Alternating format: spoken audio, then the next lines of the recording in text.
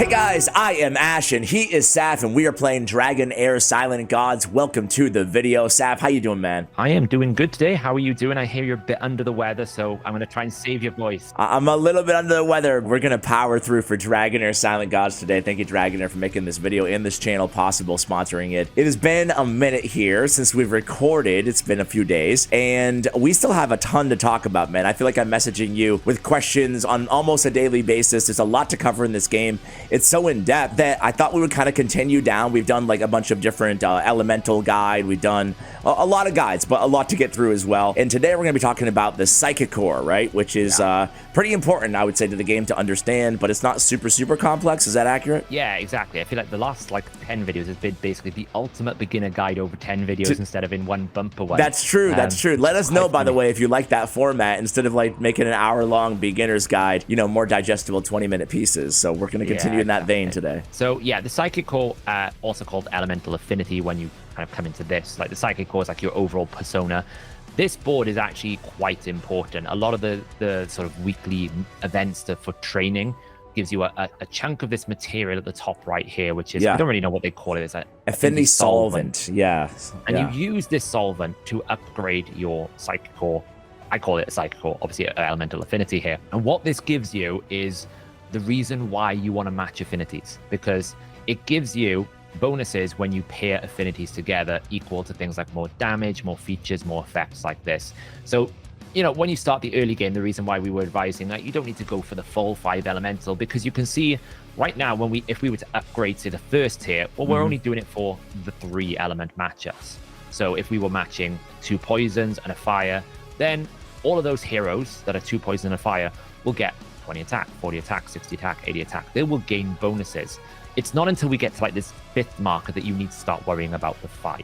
But it's very important that you kind of use this, you upgrade this. This is one of the key areas of progression in terms of... We haven't done anything, so we're going to do it right now. Yeah, exactly. All right. And knowing what you want to pick is very important as well. And we're about, it's hard to put in hours on our account, but we're you know, a couple weeks in, right? So is this the appropriate time to be focusing on this, or are we a little late? I mean, we have a lot of solvent saved up. We're a little late for most players. Like if I started my season 3, I'd probably be already onto sort of the tier 4 by, I think, about week 4 at this point. Okay, all right. We'll get pretty far though. Yeah. Now I will say, like, probably the first thing is like, how the hell do you get this affinity solvent? Like, I think that's obviously the first question a lot of people will ask. Like, I've been picking up from different places. Where's the best places to get them? Well, they come in 3 main areas. One of the first early game really bulk amounts is doing the weekly hero training event. Every week of the season, there's a week-long hero training, which is basically you generate points for playing the game. If anyone's played Dungeon, like Raid, it's like Dungeon Divers. You just go around the game, you do a bit of training, you complete some active, dungeons. basically, But that has a leaderboard within that event. And if you can climb and get yourself up into like the top 200, well, you will get significant amounts of this affinity solvent, a lot more than other players. That is one core area where you should absolutely get it from. And you can find that, like, let's just go to that just to showcase exactly the value there in terms of how much you can get. If you head over to the events tab up there for me, Ash, that'd be great. There you go. There's the hard training. So you can see if you actually just use points, I think we're all the way down at the bottom. If you scroll down there, like everyone, you keep going. I think we're here at 8,500 points. I think we are. Actually, we're not even that. We're 202 because we only just started the week. We've only got 1,041 points here. So you'll gain like if you've done a clan versus clan and your clan rewards, once you hit certain milestones, you get all these rewards. You can see you're getting a huge amount of rewards. They're not additive. They're basically what you get if you hit that breakpoint. So if we to go, the rewards are pretty nice here. Yeah. Really good. Like we basically get, what is that? Like nearly a legendary summon, 10,000 of this. And every time they do a new hard training, it gets exponentially stronger, right? You get more and more of this payout. You get lots of crystals and different things. So every week has a separate one? Yeah, like if you scroll up on the left there, you'll see there was a hard training, was it 3? Like scroll up there, you got hard training 3. So you can see like we finished, 2,040 points. So we probably didn't focus enough on this. It's a very good thing to focus on because it's just like playing the game. We just didn't focus on dungeon. We focused on the story. As you should. The story is awesome.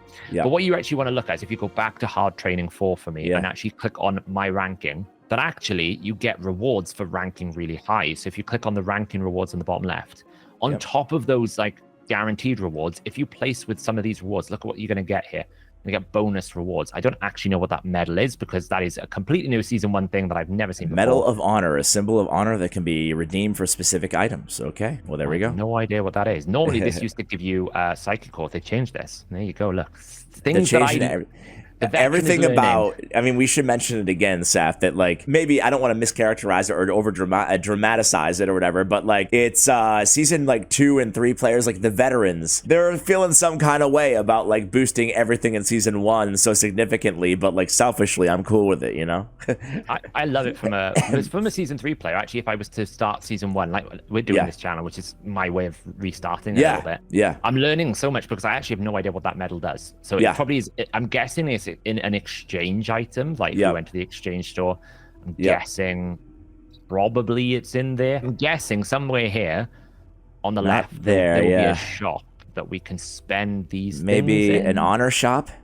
Yeah, there it is. So there we go. Look, you can buy legendary scrolls. Wow, look at that. Okay, didn't know that existed. So we have 1,000 so far, but like it's, if I remember correctly, the rewards are actually pretty solid, you know, 10,000 plus. Yeah, exactly. So there we go.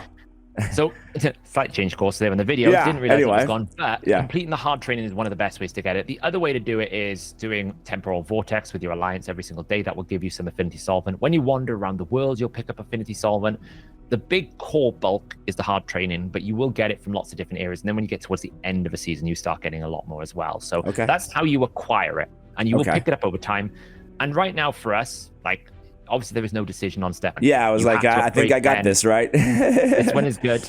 Yeah. Then you get your first decision gate. Yeah, we go HP or defense. Doesn't really matter, because in order for you to unlock 3, you have to unlock 2. So okay, I have to unlock all of 2 or just one category? I don't know. If you click on 3, it should tell you how much you need. Unlocks at level 20 in the previous stages. Yeah. Okay, okay. And then it's the same. Oh, so then we have some choices to make in 3. Exactly. Okay. Yeah. All right. So this will these be easy. Ones are like kind of core stats. And they're valuable, like, you know, they're pretty cheap early on, but they're valuable. Like, they're going to give you like 200 defense, 1,000. And again, this only applies obviously to the 3 elemental affinities so far until we get to 5. So if you were to put like a poison, a lightning, a frost, a radiance, and a necrosis, you're not going to get any of the benefits. You won't get the bonus. You have to make the 3 element bonus, and then it's only the elements that match that 3 bonus get it. So all right, next up. So now we have a decision to make here. Yeah. So we need to upgrade 20 in this tier, but our choice is whatever we want to pick here. So what do we got here? We got attack. Is that the first one? Yeah, we had. We have attack up. We have attack up. But okay, I get it. So it's just different affinities, but the same ability. And then we have those 3 attack ups essentially, and then 3 HP ups. Okay. Yeah. So this is where we decide where we want to kind of lean into a little bit. 100%. So now with this is where you would go. Okay, what's my first team? What's the team element that I'm building around? For us, it's probably going to be fire and poison. Okay. We have so many poisoners. I was going to say, we have our tank and we have loads of different things. So we would probably go, well, if most of our teams are leaning towards the fire and poison element affinity, then let's start upgrading that first. And this is dictated on, in a large way, it sounds like the heroes that we summon early, basically, right? Like we're going to allow that to dictate our path, because I note this because you mentioned in our elemental affinity video, which was a good one. It was a long one, but I think it was worth it. We talk about the best heroes in each elemental as well. Basically, you said that like poison's not strong right now, but we're still going to go into poison because we lucked out with like a lot of poisoners. So I will say the poison element is good. Yeah. Sigrid. Poison type, which is the confusing part. It's the only one that's the same name. I got you. That one is the poisoners are not as good as the poison element, but because the fire, fire heroes are quite good with the poison heroes, not the poison type. Very confusing. That's why you can watch that video if you want a refresher on that as well, guys. Because we have like Croesus, our tank, right? Our legendary, like awesome looking. Yeah, he's fire. Drake or dragon or something. He looks really cool, and we're going to use him a lot. So it makes sense that we go there with Sigrid and a couple of others. Okay, shout out to Neva, by the way. He was telling you, I think we already mentioned this, but he was telling you that he's a beast.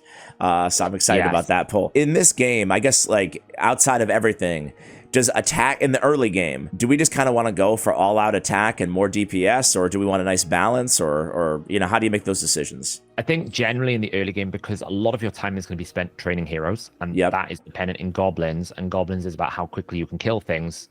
You very much subscribe to what is dead can't kill me mentality, which means we go all in damage, I think, early on. So we want the very first one here. We want the fire, poison, attack up. All right. Yeah, absolutely. And it doesn't have escalating, as you guys have seen, and there's no escalating costs or anything, so it's just 20 points anywhere. Might as well max it out. So now should we go to the HP in fire and poison, or okay. This would be how you'd kind of pick your tanks. Okay. So if we're using Chris as a tank, like we could have gone Radiant for Garius, but Garius is such a strong tank, he doesn't need it. Yeah. So, okay. It's fine. So we are officially capped at this point, but I really want to get to, where do you think we should probably try to get to 5 in the next week or so? Yeah, so like we'll push pretty hard now on the next training event because we just started a fresh week. So we'll try and get some good ranking and try and get all of the rewards from there. Things like Famiander is very good for getting like lots of little bits of it. You'll pick up like 500 here, 800 there. And in these early stages, you don't need an awful lot to get upgrades. So it's kind of a good payoff. So yeah, our goal will be to get the 10 and then probably, I think 4, it's probably going to be accuracy and resistance, I would imagine. Yeah, it's accuracy and what was it? Resistance, yeah. So are we going to go accuracy, I imagine? We'll probably go accuracy and accuracy on another element type. Because resistance is very... There's niche. only a few places where you need it. So it's much better to just go double accuracy for this point, because you might need multiple teams by this point. Okay, and then we go offense again. Our first big break point, right? 5 is where we start getting our first big break point, because you start getting like flat damage bonuses, which are strong. Like this is effectively weaken if we were to... Indeed. You know, I know you like your raidisms. Indeed. And then we basically repeat the process at stage 6 with the 5 elemental bonuses. Yeah, so this is now 5 elemental bonuses, means to activate that, you have to have 5 of the matching elements. So in the early game, you can get away with having like a mixed match team a little bit. Yeah, 2 poisons and a fire, and then I can have like an ice if I want to. A lot of our early teams are like this, but when you start getting up to these 5 and 6, these bonuses here, you need to have the elements matched up with 5, because otherwise you can't get some of these incredibly powerful bonuses. Like these numbers are much more significant. Yeah, like 40 crit damage, 50% attack up at that stage, or a tier 7, that is. That seems awesome. All right, so should an active player, like, okay, let me just put it this way. An active free-to-play player, right? Would they expect to complete everything by the end of the season? Oh, easily. Okay. If you're playing properly, as in you're playing daily, you're doing your vortex, you're completing your hard trainings, you're progressing through the game, you're playing all the different seasonal mode aspects. By about week 2 of the final month, you will have maxed out everything that's relevant to you. There's only one little thing, and this is going to be a Kraken information more than anything else. There is something in the game called inspiration. Very inspired from a money-making scheme. Inspired to spend, baby. But when you get a legendary, obviously we can't get duplicates. So how does it work? Well, if you get the same legendary, you can inspire that legendary. Now, if we go to just a quick legendary here, we can have a look at some bonuses. This is kind of like potentially its own video in its own course, but just an overall quick explanation of what it does. Sure. The little number in the Ferris wheel, or the hexagonal thing. Below this guy. Yeah, sure. So this is inspiration. So it's basically the dupe system. So if we were to get a duplicate of Vinyara, it becomes a soul imprint. Yeah. And you can either exchange that imprint for an artifact, or you can put it into this hero here. And then you can see that each upgrade will give you a bonus stat. Now, the stats vary depending on heroes. Like some of them have very cool, unique effects and various different things. But the key thing to note here is the level. So we're going to take this level here. You get base stats as you go along, as well as you'd expect. But you can see when inflicting a debuff, it does some really cool stuff. The second one always is the interesting one, because it kind of does like cool effects. Like it has a chance to extend the duration of the attack, which is a lot. Yeah. This is cool because it's essentially empowerment in Raid Shadow Legends, but similar to like Watcher of Realms, which I play as well, you get not just the stat bonuses, you actually get like skill bonuses as well, which is good, but to your point, it's also kind of a Kraken-y thing. But hey, people might also just happen to pull 2 legendaries, even as someone who's not a big spender, and it's good to know at least, you know? Absolutely. But the most important thing about this, why I'm mentioning about Psycichore, if we head back over to our Psycichore, there's a little pop-out box that comes on every single upgradable aspect. In the elemental affinity. So you'll see when you hover over anything, it says heroes with level 1, 2, 3, 4, and 5 gain extra 10%, 20%, 30%, 40%, 50% elemental affinity bonus. So what it basically means is if I have a fully inspired hero, well, they won't get 50 accuracy, they'll get 50 times 1.5. So they will get 75 accuracy. Oh, wow. Okay, that's not very intuitive from reading it. Okay. No, but when you go to like the 6th bonus, like the really big, the sort of the cap, the ends, you can see like, well, I'm going to get 20%, but I'm actually going to get 25% more of that 20%. Wow. Okay. So that's where you see, like, I'm sure the end game players are getting just like absolutely massive overall bonuses when you factor in. Yeah, makes Kraken extremely powerful. Like especially like the 6th bonus. I think the first 6 bonuses for fire and ice. Like we're giving them 50% attack, and then another 25% of that. 25 and so it's like 70. Was it 25% to 50% is basic math. I can't do math today. Was it 15%? Wait, I'm sorry, I didn't even know what you're trying to. Wait, what's the question again? So it's 50% you would normally get, but if you're a 5 inspired, you're going to get 25% more of 50%. So that's 17%. No, like 12.5%. It's a 12.5. So you're going to get like 62% or 63%. Okay, so you can see how once. In isolation, it's not a lot, but when you actually get 50 to 25% every single one of these bonus upgrades, it makes inspiration incredibly strong, like very strong, because you're already getting like 8% per tier. So you're already getting 8 times 5% of your basic stats. Then you're getting all these bonuses. Like, and that applies to all epics as well, or no? Is it just legendaries? Legendaries. Oh, you can't inspire epics. Bummer. Yeah. Hey, ByteDance or whoever owns this game nowadays. Why don't you add in some rares and epics? Come on, man. This could be our first complaint video later on. It's what makes the Psycichore super strong for these empowered, these sort of inspired legendaries. Like you take the inspired legend, you think, oh, I'm just getting like 8% stats. Well, actually, I'm getting much more than that. So anything else noteworthy here in the Psycichore? The only thing to note is like the identity and element of how you decide before when you create your hero. Yes. The other thing that you can have is the attributes over on the left there. As you play the storyline, you'll get like extra bonuses. Does it matter at all? Not really. You can kind of put it into like, I want it to be doesn't very matter charismatic. for what you do with dice rolling. So for example, if you're doing something that like lifts objects in the world, you need strength. If you're trying to like convince someone of your opinion, you need like charisma. If you're trying to like, I don't know, steal something, you need like dexterity. So there's a bit of gameplay to it, but it's not going to like, if you pick it's not going to make or break anything. You might have to have a battle or something, whatever, instead. Or pay a couple hundred gold or something. Hey, man, thanks so much for breaking down the Psycichore for us. I learned a lot. Hopefully the viewers did as well. Stay tuned because we have a lot of other beginner's guide kind of series coming at you guys. Any final thoughts or words, Saf? No, I would just say pay attention to the hard training event. That is where you get a good chunk of your Psycichore. And, make sure you prioritize the elements you want to invest in early. Don't just click everywhere and get some bonuses because you'll just slow down your progression, which you don't really want to do.